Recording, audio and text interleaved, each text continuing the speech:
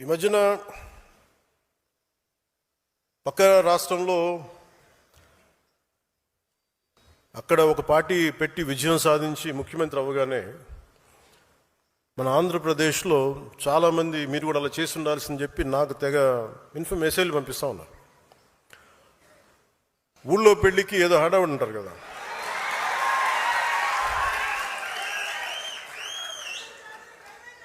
అంటే అంటే ఎలా ఉండదంటే మనకి సందులోనో మన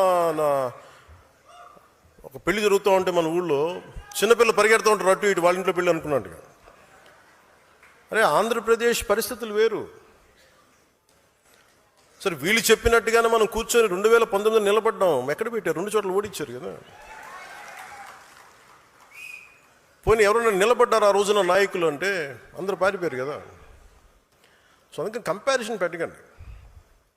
నిజంగా నేను పదవే నాకు ప్రధానం అనుకుంటప్పుడు 2008లోనే యూత్ వింగ్ కాదు ఎంపీగానే పోటీ చేశాను.